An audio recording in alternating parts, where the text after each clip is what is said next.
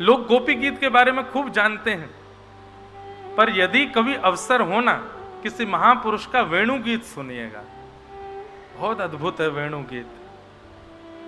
जिस प्रकार कृष्ण अंतर्ध्यान हो गए और उन श्री कृष्ण की खोज में गोपियों ने गोपी गीत गाया, ऐसे ही वेणु गीत की स्थिति क्या है कि श्री कृष्ण गैया चराते चराते चराते जैसे वन में जाते हैं, खिड़कियों से गोपियां ठाकुर जी को देखती हैं, लेकिन अब ठाकुर जी तो वन में चले गए, नेत्रों को दिखाई नहीं दे रहे हैं, तो गोपियां अपने घर में बैठ करके नेत्र बंद कर लेती हैं, कृष्ण का स्मरण करती हैं।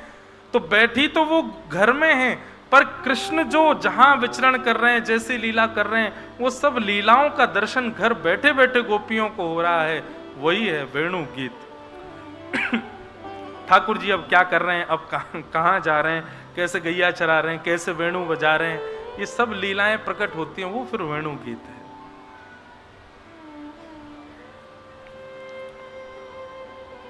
एक पद है नंददास जी का,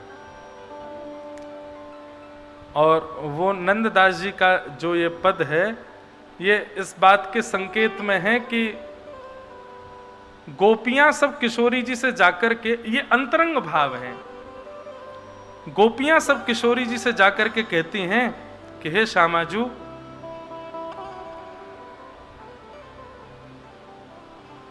लाल जी के दर्शन में अपूर्णता सी लगती है, उसके लिए हम क्या करें, आप कृपा करके हमको अनुग्रह करके कोई मार्ग प्रशस्त करो कि अपूर्णता कैसे जाएगी। बहुत ध्यान से सुनना।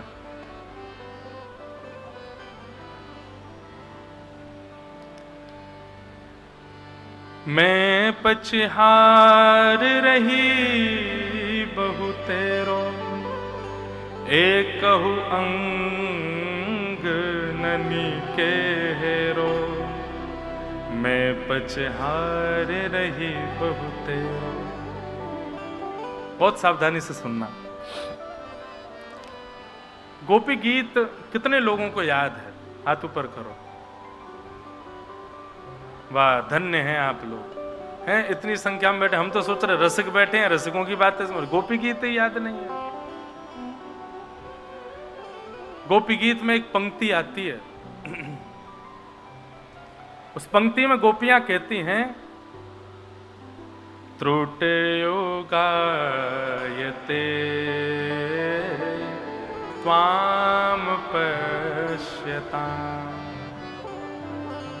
हे श्याम सुंदर, जब आप गैया चराने के लिए हमारे सामने से जाते हैं ना, तो ठाकुर जी का स्वरूप कैसा है उस समय, तो वर्णन करते हैं कि वरहा पीडम नटवर वपु कर्णयो कर्णकारम बिभ्रदवासः कनक कपिसम वैजयंतीं चमाला रंध्रान् वेणुवधर सुधया पूरयन् गोपवृंदै वृंदारण्यं स्वपदरमणं प्राविशद गीत कीर्ति। सबसे पहला काम तो आज करिए, यहां से जाते ही जितने लोग आए हैं, आज से ही गोपी गीत याद करना प्रारंभ कीजिए। वृंदावन आते हैं, यहां पर रहते हैं, गोपी गीत याद तो होना चाहिए। इतना ही नहीं कर पा रहे हैं, एक प्रेमी अपनी प्रेमिका के लिए उसकी सारी डेट ऑफ बर्थ याद कर लेता है, उसको जो प्रिय वो सब याद कर लेता है, उसको कैसा रंग बढ़िया लगता है, उसको कौन से कपड़े बढ़िया लगता है, वो क्या खाना चाहती है, सब याद कर लेता है। अरे भैया, हम प्रेमी हैं श्री बिहारी जी के, उनका हृदय है गोपी गीत, वो याद नहीं हमको।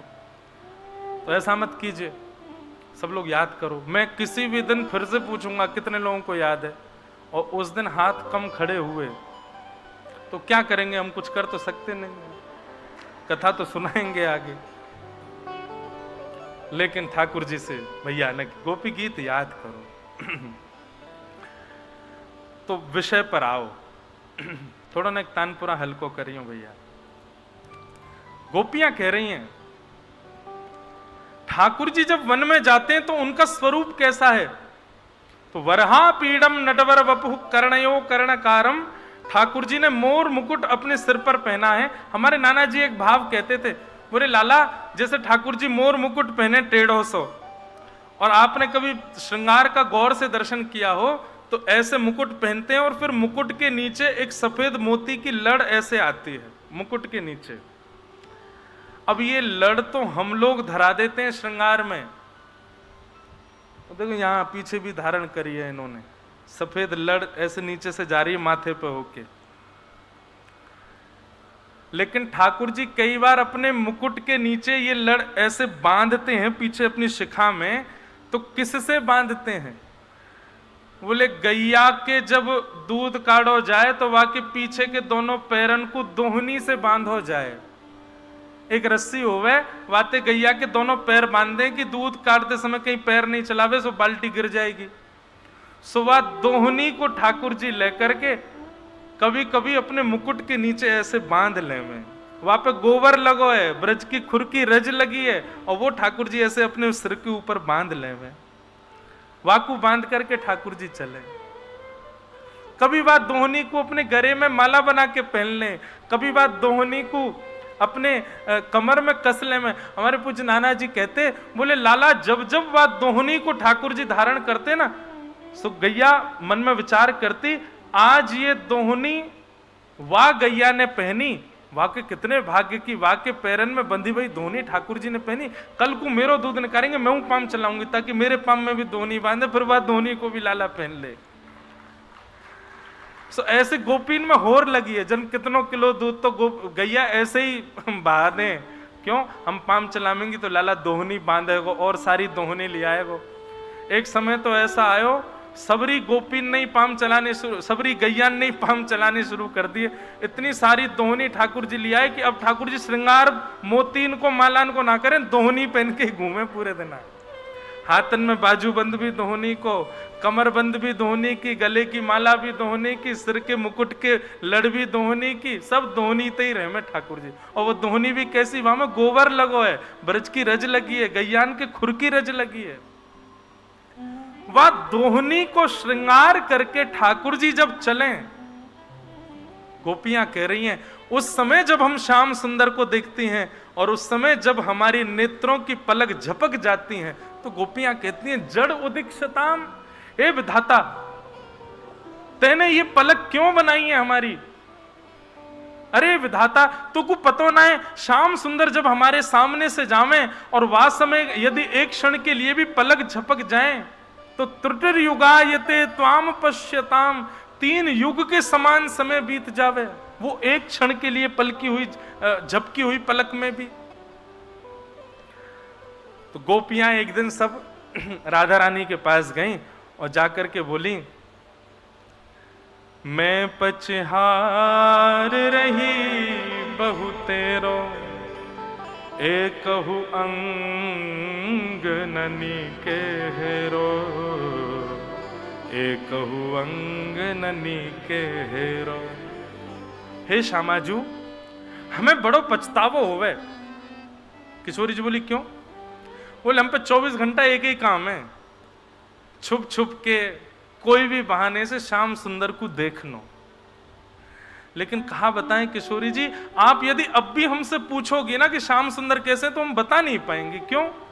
क्योंकि इतनों देखवे के बाद भी यूं लगे कि हमने उनको कोई भी अंग अभी नैन भर के देखो ही ना है। मैं पचिहार रही बहु तेरो, एकहु अंग न नी के हेरो। आहा कितने सुंदर भाव। किशोरी जी बोली क्यों? तुम तो 24 घंटा उनको देखवे कोई काम करो, फिर क्यों ना देख पाओ? एक गोपी बोली किशोरी जी कल मैंने विचार कियो कि ये पलक बार बार झपक जाए, तो मैं ऐसे पलकन को पकड़ के बैठी रही कि श्याम सुंदर आएंगे तो पलकन को झपकन नहीं दूंगी। अच्छा तब तो तेने देख लिए होंगे। बोले नहीं। कहा भयो? तब गोपी कह रही है, छिनहि में भर आवत पानी, श्याम स्वरूप कहा किम में जानी।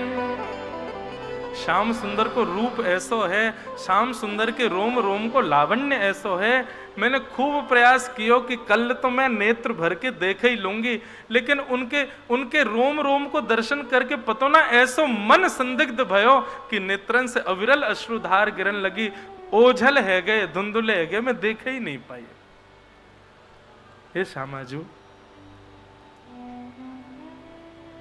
और एक गोपी कह रही है, किशोरी जी प्रयास चाहे जितनो भी कर लो नेत्र खोल करके श्याम सुंदर को देखवे को, पर एक कमी और है ना। किशोरी जी कह रही है, कहां कमी है? बोले नयन दो छवि अमित अगाधा। ठाकुर जी को स्वरूप तो इतनो अमित है, इतनो विशाल है, सागर के समान है, और वह सागर के समान रूप को केवल दो नेत्रन से देखना है, दो ही बनाए विधाता ने। नयन दो छवि रूप अगाधा, और तापर पलक करत है बाधा। एक तो इतनो विशाल समुद्र जैसो ठाकुर जी को रूप जाकू जीवन भर भी देखेंगे तो भी कम है जाएगा। वहां में भी दो ही आंख मिली हैं, और ये दो आंखन में भी ये पलक बना दी है या विधाता ने। जड़ उदीक्षताम, या हमारे हम तो श्याम सुंदर को देखे ही ना पावे। गोपियां सब ये भाव कह रही थी। किशोरी जी कहती हैं, तुम सब चिंता मत करो, मैं तुम्हारी या भाव की पूर्ति करूंगी। बोले कहा करोगी? हाँ हाँ। किशोरी जी कह रही हैं, अब मैं तपस्या करूंगी। गोपी बोली, तपस्या काहे को करोगे? बोले मैंने सुनी है तप करवेते अगले जन्म में ब्रह्मा बन जाएं, तो या जन्म में तप करूंगी, और तप करके फिर मैं विधाता बनूंगी, और जब विधाता बन जाऊंगी तो मानव बनाने की जिम्मेवारी मेरी। तो जो विधि ना को वश कर पाऊं, अगर मैं विधाता बन गई, और यदि मैं विधाता नहीं भी बनी तो विधाता को बनावे वारो श्याम सुंदर मेरो ही है। या तो कहूंगी कि अगली बार विधाता जैसो मैं कहूं वैसो बनाओ। जो विधि ना को वश कर पाऊं, तब तो मैं पद छति कछु और चलाऊं, तब मैं मानवन को बनाने को पूर्व रूपरेखा कछु और ही बनाऊंगी। सब गोपी कह रही, अच्छा फिर कहा करोगी आप? विधाता से कहां बनवाओगे? बोले तब मैं विधाता से कहूंगी, हे विधाता ये दो नेत्र नहीं। बोले तो रोम रोम प्रति नैन बनाऊं, ये जितने रोए हैं ना शरीर में इतने नैन बनाऊंगी, और एक एक टक रहे पलक न बनाऊंगी। ऐसे नेत्र बनवाऊंगी कि उनमें पलक नहीं होंगी, और जब ऐसे नेत्र रोम रोम में प्रकट होंगे बिना पलक के, वह समय जब श्याम सुंदर आएंगे तब पूर्ण होंगे हमारे मनोरथ। हम रोम रोम से श्याम सुंदर को देखेंगे, और हम सब गोपीन के, हमारे सबके चित्त को मनोरथ पूर्ण है जाएगा। हम श्याम सुंदर को रोम रोम से देख करके अपने अंदर ही समा लेंगे। ऐसे विचार भाव वार्ता करके गोपियां सब आनंदित हो रही। ऐसा है वेणु गीत, ये अद्भुत है। ये सब विषय बोलने में मुझे कभी को बहुत संकोच होता है कि कहीं कोई इन विषयों का, इन भावों का कोई गलत अर्थ ना लगा ले। बंधुओं, ये निष्काम प्रेम है ब्रजवासियों का, ब्रज की गोपियों का ऐसा प्रेम। तो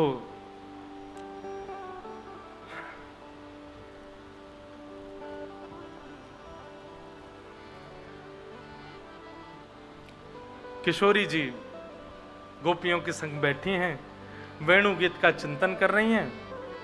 और कैसे हैं ठाकुर जी? बोले बरहा पीड़म नटवर वपुः कर्णयो कर्णकारम विभ्रदवासः कनक कपिसं वै जयंतीं चमालां रंध्रान वेणो अधर सुधया पूरयन गोप वृंदई वृंदारण्यम स्वपद रमणम प्राविशद गीत कीर्ति। ठाकुर जी गैयाओं को चराने के लिए जा रहे हैं, उस समय की उनकी छवि का वर्णन वेणुगीत में कर रहे हैं।